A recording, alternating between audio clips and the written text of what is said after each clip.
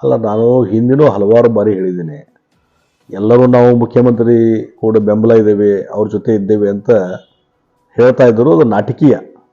ಎಲ್ಲರ ಮನಸ್ಸಾಗ ಒಂದು 8-10 ಮಂದಿ ಲೀಡರ್ಸ್ ಮನಸ್ಸಾಗೆ ನಾನು ಯಾಕೆ ಮುಖ್ಯಮಂತ್ರಿ ಆಗಬಾರ್ದು ಅಂತ ಆಸೆ ಹುಟ್ಟುಬಿಟ್ಟಿದೆ ಈಗಾಗಲೇ.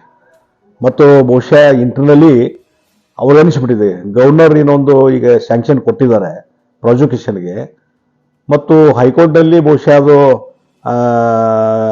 CM ಅವರ ವಿರುದ್ಧ ಆಗ್ಬೋದು ಅನ್ನೋಂಥದ್ದು ತರ್ಕ ಅಲ್ಲಿ ಸ್ಟಾರ್ಟ್ ಆಗಿದೆ ಕಾಂಗ್ರೆಸ್ನಲ್ಲಿ.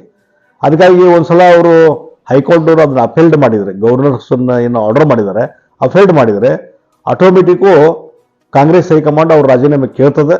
ಅವ್ರ ಮುಖ್ಯಮಂತ್ರಿ ಪದವಿಯಿಂದ ಇಳಿದ ಮೇಲೆ ಮುಂದೆ ಯಾರು ಮುಖ್ಯಮಂತ್ರಿ ಆಗ್ಬೇಕನ್ನೋದು ಈಗಲೇ ಅದಕ್ಕೆ ಅಡಿಪಾಯ ಹಾಕುವಂಥ ಕೆಲಸ ಒಂದು 8 ಜನ ಲೀಡರ್ಸು ಚಾಲೂ ಮಾಡಿದ್ದಾರೆ.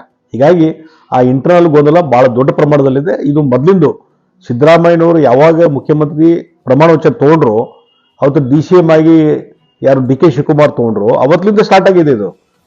ಮತ್ತು ಅವಾಗ ಚಾಲೂ ಆಯಿತು, ಇನ್ನೂ 3 ಜನ DCM ಮಾಡಬೇಕು ಅಂತೇಳಿ. ಅಂದರೆ DK ಶಿವಕುಮಾರ್ ಸೈಡ್ಲೈನ್ ಮಾಡಲಿಕ್ಕೆ ಮತ್ತು ಮುಖ್ಯಮಂತ್ರಿ ಸೈಡ್ಲೈನ್ ಮಾಡಲಿಕ್ಕೆ ಆಗಾಗ DK ಶಿವಕುಮಾರ್ ಹೈಕಮಾಂಡ್ ಭೇಟಿಯಾಗೋದು, ಉಳಿದ ಕಡೆ ಭೇಟಿಯಾಗೋದು, ಇಂಟರ್ನಲ್ಲಿ ಶಾಸಕರಲ್ಲಿ ಒಂದಿಷ್ಟು ಗುಂಪುಗಳು ಸಭೆ ಮಾಡೋದು, ಇವೆಲ್ಲ ಚಾಲೂ ಆಗಿದಾವೆ. ಹೀಗಾಗಿ ಬಹಳ ಆಂತರಿಕವಾಗಿ ಬಹಳ ದೊಡ್ಡ ಪ್ರಮಾಣದಲ್ಲಿ ಗೊಂದಲ ಇವತ್ತು ಕಾಂಗ್ರೆಸ್ ಪಾರ್ಟಿಯಲ್ಲಿ, ಕಾಂಗ್ರೆಸ್ ಸರ್ಕಾರದಲ್ಲಿದೆ. ಇದೇ ಇನ್ ಫೈಟಿಂಗು ಬಹುಶಃ ಯಾವ ಪರಿಣಾಮ ಆಗ್ತದೆ ಹೇಳಲಿಕ್ಕೆ ಬರೋದಿಲ್ಲ.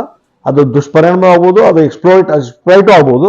ಯಾವ ಸಂದರ್ಭದಲ್ಲಿ ಸ್ಫೋಟ ಆಗ್ತದೆ ಹೇಳಲಿಕ್ಕೆ ಬರೋದಿಲ್ಲ. ಒಂದ್ ಕಡೆ ಸಿಟಿ ರವಿ ಹೇಳಿದರೆ ದೀಪಾವಳಿ ಅಷ್ಟರಲ್ಲಿ ಸರ್ಕಾರ ಪತನವಾಗುತ್ತೆ ಅಂತ ಹೇಳಿದ್ದಾರೆ. ಅದು ಅವ್ರ ಹೇಳಿಕೆ.